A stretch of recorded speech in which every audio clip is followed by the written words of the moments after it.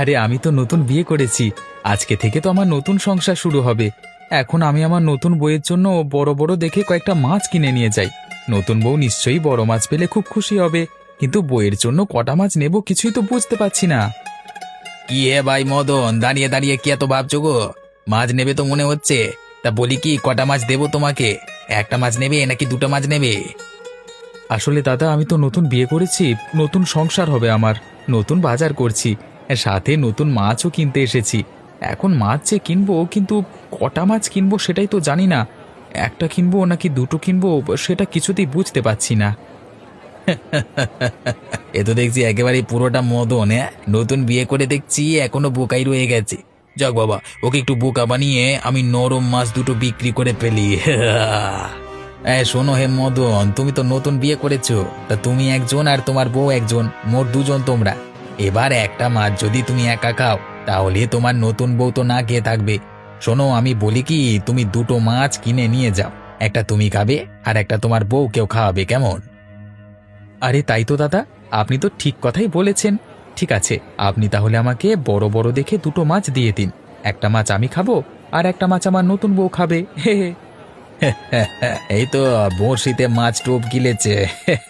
এবার ওকে দুটো নরম মাছ হাতে ধরিয়ে দিই। কি হলো দাদা, আমাকে দুটো মাছ দাও। হ্যাঁ রে ভাই মদন, এখনই দিচ্ছি। শোনো হে ভাই মদন, তোমাকে গুনে গুনে বড় দেখে দুটো মাছ দিয়েছি, বুঝলে? একটা তুমি খাবে আর একটা তোমার নতুন বউকে খাওয়াবে। এখন মাছ দুটোর জন্য আমাকে 200 টাকা দাও। আচ্ছা দাদা, ঠিক আছে। আপনাকে আমি এই এই 200 টাকাই দিচ্ছি। শোনো মা, আজ থেকে তুমি আর মদন এই ভাঙা বাড়িতেই থাকবে। এটা হবে তোমাদের জন্য নতুন ঘর। আজ থেকে তোমরা দুজনে মিলে এই ঘরে নিজেদের সংসার পাতবে, বুঝলে? আচ্ছা, ঠিক আছে মা, কিন্তু ভাঙা ঘরে আমরা ঠিক মতন থাকতে পারবো তো? আরে না গো মা, তুমি থাকতে পারবে। এটা ওই আসলে নামেই ভাঙা ঘর, কিন্তু ভেতরের কোনো দেওয়ালে কোনো ভাঙাচোরা নেই গো। শুধু চাল দিয়ে একটু মাঝে মধ্যে বৃষ্টি নামলে জল পড়ে, এই আর কি। ও আচ্ছা, ঠিক আছে। আমি তাহলে আপনার ছেলেকে বলে দেব, সে যেন একটা ঘরামি এনে ওই চালের ফুটোটা সারিয়ে তোলে। আচ্ছা মা, ঠিক আছে। তুমি মদনকে একটা ঘরামি নিয়ে আসতে বলো, তাহলে চালটা ঠিক হয়ে যাবে। আমি তাহলে গেলাম। আচ্ছা মা, ঠিক আছে। আপনার ছেলে তো বাজার করতে হাটে গেছে। সে হাট বাজার করে আসতে আসতে আমি ততক্ষণে আমাদের এই নতুন ভাঙা ঘরটা ঝেড়ে পরিষ্কার করে রাখি।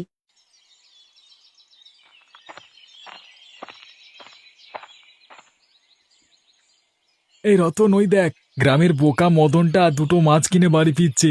চল, এই মদনের থেকে ধান্দা করে একটা মাছ কেড়ে নি। মাছ কেড়ে নিবি, কিন্তু কিভাবে? মদন যদি আমাদের মাছ না দেয়, তাহলে আমরা কি করে নেব? ও মাছ দেবে না? ওকে বোকা বানিয়ে মাছ কেড়ে নেব। বেটা, এমনিতে বোকাশোকা হলে কি হবে? মাথায় সামান্য বুদ্ধিও আছে। আমার কিন্তু একটু চিন্তা হচ্ছে, যদি ধরা খেয়ে যাই। তুই কি যে বলিস না রতন, তোর বন্ধু সুজন থাকতে তোর কিসের এত চিন্তা শুনি? তুই এখানে অপেক্ষা কর। দেখ, অন্য কেউ যেন আমাদের না দেখে ফেলে। ততক্ষণে আমি গিয়ে মদনের থেকে একটা মাছ ধান্দা করে নিয়ে আসি। হিয়া। হ্যাঁ, তাহলে তুই যা। আমি ততক্ষণ এখানে দাঁড়িয়ে দাঁড়িয়ে পাহারা দিই। দেখি গ্রামের কোনো মানুষ আবার আমাদের যেন দেখে না ফেলে।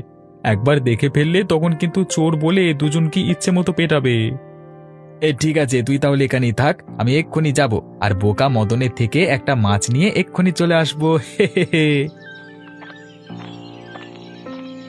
হ্যাঁ, কিরে মদন, তুই দুটো মাছ নিয়ে কোত্থেকে ফিরলি রে? তোকে তো আজকাল দেখাই যায় না ভাই। শুনেছি তুই নাকি নতুন বিয়ে করেছিস। আগে হ্যাঁ দাদা, নতুন বইয়ের জন্যই তো বাজার থেকে দুটো মাছ নিয়ে এলাম। মাছ দুটো দেখে তো বেশ বড় মনে হচ্ছে। তা এত বড় মাছ খাবি কি করে? কি যে বলো না দাদা, নতুন বিয়ে করেছি, তাই একটা মাছ আমার বউ খাবে আর একটা আমি খাবো। আরে ধুর বোকা, তোকে শুধু শুধু লোকে বোকা বলে নাকি? এত বড় বড় দুটো মাছ তুই আর তোর বউ একা খেতে পারবি না। শোন, একটা মাছ তুই আর তোর বউ মিলে খাবি, আর একটা মাছ ফেলে দিবি, কেমন? বেশি খেলে যে নতুন বউয়ের পেট খারাপ করবে, তখন দেখবি অসুস্থ হয়ে গেলে হাসপাতালেও দৌড়াদৌড়ি করতে হবে। কি বলছো দাদা, পেট খারাপ, হাসপাতাল? না না থাক, তাহলে একটা মাছই নেব। কিন্তু দাদা, একটা মাছ কি আমরা দুজনে খেতে পারবো? আরে হ্যাঁ রে বেটা, তুই তো বোকা, তাই জানিস না। শোন, একটা মাছ তোরা দুজনে খেতে পারবি, আর বাকি মাছটা ফেলে দিস, কেমন? আচ্ছা শোন, একটা কাজ কর, তোকে কষ্ট করে ফেলতে হবে না, তুই বরং একটা মাছ আমাকে দিয়ে দে, আমি যাওয়ার সময় নদীর ঘাটে ফেলে দেব। আচ্ছা ঠিক আছে, তাহলে এই এই নাও, তুমি একটা মাছ নাও। ঠিক আছে মদন, তুই তাহলে এবার সোজা বাড়ি চলে যা, আর তোর এই মাছটা আমি এবার নদীতে ফেলে দিয়ে আসি, কেমন? আচ্ছা ঠিক আছে দাদা। কিরে, তুই তো পুরো ফাটিয়ে দিয়েছিস ভাই। বেটা মদনকে সত্যি সত্যি মদন বানিয়ে একটা মাছ নিয়ে এসেছিস। তোকে আমি বলেছিলাম না যে যে করি হোক ওই মদনকে বোকা বানিয়ে একটা মাছ নিয়ে আসবো। এই দেখ, একটা বড় মাছ বাগিয়ে এনেছি। এবার চল, এই মাছটা বাজারে নিয়ে আমরা বিক্রি করি। এর মতো পকেট খরচ হয়ে গেল, এবার জলদি করে চল, মাছটা বিক্রি করে কিছু টাকা হাতিয়ে নি। হ্যাঁ রে, এই জন্যই তো মদনের থেকে মাছটা নিয়ে আসলাম। এবার বাজারে চল।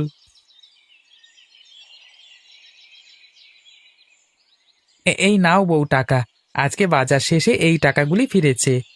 ওগো, এ কি, তুমি তো বাজারে 500 টাকা নিয়ে গিয়েছিলে, তাহলে এত কম টাকা কেন ফিরলো? কি বলো বউ, আমি তো দুটো মাছ আর বাকি সবজিগুলো সব বাকি টাকা দিয়ে কিনলাম। কি বললে? দুটো মাছ কিনেছো? তা আরেকটা মাছ কোথায় তাহলে? আর একটা মাছ তো আমি পথে ফেলে দিয়ে এসেছি বউ। ওই যে আমাদের গ্রামের রতন আছে না, ও বলল আমাদের দুজনের নাকি একটা মাছই হয়ে যাবে, তাই তার কথায় বাকি মাছটা আমি রতনদাকে দিয়ে এসেছি।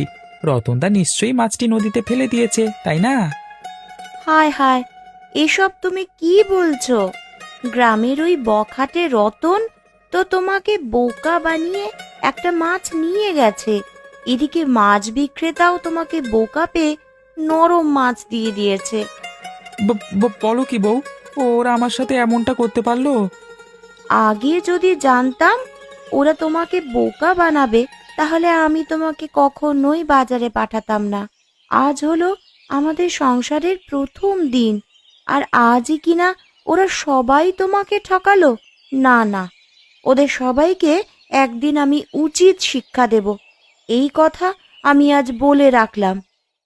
আরে ও বউ, তুমি রাগ করো না গো, রাগ করলে যে তোমাকে খুব সুন্দর লাগে। হয়েছে হয়েছে, ওই বোকা হয়ে ঠকে এসে এখন এসব কথা বললে আর চলবে না। দাঁড়াও, তোমাকে আরো কিছু টাকা দিচ্ছি। হতচ্ছাড়াগুলো আমার স্বামীকে বোকা পেয়ে সব সময় টাকা পয়সা যখন যা পায় তাই হাতিয়ে নেয়। না, আর হবে না। নতুন বউ হিসেবে ওদের একটা উচিত শিক্ষা দিতেই হবে, নয়তো ওরা আমার স্বামীকে বোকা বানাতেই থাকবে। এই তো বুদ্ধি পেয়েছি, এবার দেখবো ওরা কিভাবে নিজেদের ফাঁদে নিজেরাই পা দেয়। ওগো, এই টাকা দিয়ে ঘরামিকে নিয়ে এসো। ঘরের চালে যে ফুটো হয়ে রয়েছে, এটা ঠিক না করলে বৃষ্টির দিনে যে ঘরে জল পড়বে। আচ্ছা ঠিক আছে বউ, আমি তাহলে এখনই গিয়ে ঘরামিকে নিয়ে আসছি। দাও, টাকাটা আমার হাতে দাও। এই শোনো, টাকা দেওয়ার আগে আমি তোমাকে ভালো করে বলে দিচ্ছি, এই টাকা যেন কোনোভাবেই অন্য কাউকে না দাও। এই টাকাটা শুধু ঘরামিকেই দেবে, বুঝলে? আচ্ছা ঠিক আছে, এবার দাও টাকাটা। বউ বলে দিয়েছে এই টাকাটা সোজা ঘরামির হাতে দিতে হবে। এবার যদি বোকামি করে অন্য কাউকে টাকাটা দিয়ে দিই, তাহলে বউ নিশ্চয়ই আমাকে অনেক বকবে। না না, এবার কোনোভাবেই বোকামি করা যাবে না, সেই সাথে এই টাকা অন্য কারোর হাতে দেওয়া যাবে না। যাই, এবার জলদি করে পা চালিয়ে ঘরামির বাড়িতে যাই। এই রে সুজন, ওই দেখ, সোনার ডিম পাড়া হাঁস আবার চলে এসেছে। সকালে তো ওর কাছ থেকে একটা মাছ ধান্দা করে নাস্তা পানি খেলাম, এবার ওর হাতে কিছু টাকাও দেখছি রে। তো এবার ওর টাকাগুলো ধান্দা করে নিবি নাকি রতন? হ্যাঁ রে, তার বলতে হয় নাকি? আরে মদনের মতো এত বোকা মালের থেকে ধান্দা করা যে খুবই সহজ। ওর মতো একদম হাঁদারাম এই গ্রামে আর আছে নাকি? চল, মদনের হাত থেকে টাকাগুলো ধান্দা করে নিয়ে আসি। হি হি। এই না না রতন, সকালবেলায় তুই মদনের থেকে ধান্দা করেছিস, কিন্তু এই দুপুরবেলায় আমি এবার মদনের কাছ থেকে ধান্দা করবো। হিয়া। তুই পারবি তো সুজন? হ্যাঁ, দেখিস তোর কারণে যেন আবার আমাদের মতো চোরেদের মান সম্মান না চলে যায়। পারবো না মানে? আলবাত পারবো। তুই এখানে দাঁড়িয়ে দাঁড়িয়ে দেখ আমি কি করে মদনের থেকে টাকাগুলো ধান্দা করে নিয়ে আসি। আরে ভাই মদন, এই দুপুরবেলা তুই কোথায় যাচ্ছিস? আর বলো না সুজনদা, নতুন বউ কিছু টাকা হাতে দিয়ে বলল ঘরামিকে ডেকে নিয়ে আসতে। আমাদের ঘরের চাল আবার ফুটো হয়ে আছে তো, সেই চালের ফুটো ঠিক করতে হবে। ও এই কথা। তা তুই ঘরামির বাড়ি ঠিক মতো চিনিস তো মদন? এই যা, আমি তো আসলেই ঘরামির বাড়ি চিনি না। তাহলে বউ আমাকে ঘরামি আনবার কথা বলে টাকা দিল কেন? এখন আমি কি করব? এখন তোকে কিছুই করতে হবে না মদন, শোন, তোর যা করবার আমি করে দিচ্ছি। তুই শুধু টাকাগুলো আমাকে দিয়ে বাড়িতে গিয়ে আরামে ঘুমাবি। না না সুজনদা, এই টাকা আমার বউ কাউকে দিতে মানা করেছে। এই টাকা আমি তোমাকে কিছুতেই দেব না। আচ্ছা ঠিক আছে, তোর টাকা তুই রাখ। দেখি তুই ঘরামির বাড়ির ঠিকানা কি করে পাস। আরে তাই তো, আমি যদি ঘরামিকে খুঁজে না পাই তাহলে টাকা দিয়ে কি হবে? শোনো সুজনদা, এই টাকাগুলো তুমি রাখো। এবার আমাকে বলো ঘরামির বাড়ি কোথায়? আরে হ্যাঁ হ্যাঁ, বলছি ঘরামির বাড়ির রাস্তাটা হলো এখান থেকে সোজা 10 কদম যাবি, এরপরে বাম দিকে 5 কদম ঘুরবি, তাহলে ঘরামির বাড়ি পেয়ে যাবি। হি হি। তোমাকে ধন্যবাদ রতনদা। এভাবে তাহলে আমি ঘরামির বাড়িতে যাই। হ্যাঁ রে বোকা মদন, যা যা, তোর যেখানে ইচ্ছে সেখানেই যা। আর আমি তোর নতুন চকচকে টাকা দিয়ে সুজনের কাছে যাই। 3 কদম, 4 কদম, এই হলো গিয়ে 5 কদম। এই রে, আমি কোথায় এসে পড়লাম? এটা তো পুকুর। হায় হায়, পুকুরের জলে যে একেবারে ভিজে গেলাম গো। ওগো, তুমি ওখানে কেন? তোমাকে তো আমি ঘরামিকে নিয়ে আসতে পাঠিয়েছিলাম। তুমি পুকুরের জলে নেমে কি করছো? ওগো বউ, আর বলো না, ওই রতন আমাকে বোকা বানিয়ে টাকাগুলো নিয়ে নিয়েছে। আর আমাকে 1 কদম 2 কদম করে এগোতে এগোতে এই পুকুরের জলে এসে নামিয়ে দিয়েছে। আমি জানতাম ওরা তোমাকে আবারও বোকা বানাবে, তাই এবার একটা বুদ্ধি বের করে তোমাকে পাঠিয়েছি। আমার বুদ্ধিটাও কাজে দিয়েছে। শোনো, তুমি কোনো চিন্তা করো না। এবার উপরে উঠে এসো, আমি নিজেই তোমার সাথে গিয়ে ঘরামিকে ডেকে আনবো। দাঁড়াও বউ, আসছি। ও বউ, ওরা তো সব সময় আমাকে বোকা বানিয়ে যখন যা পারে তাই নিয়ে নেয়। এখন আমি কি করব বলো? তুমি কিন্তু আমার উপর রাগ করো না বউ। আরে না না, তোমার উপরে কেন রাগ করব? তুমি তো একটা সহজ সরল মনা মানুষ। আমি তো রাগ করব ওই হতচ্ছাড়াগুলোর ওপর। না না স্যার, কসম করে বলছি স্যার, এই টাকাগুলো আমাদের না, এই টাকাগুলোই মদনের। চুপ কর হতচ্ছাড়া, তোরা এই গ্রামে জাল টাকা লেনদেন করেছিস। তোদের আমি 14 শিকের ভাত খাইয়ে ছাড়বো, আর একটাও মিথ্যে কথা বলবি না।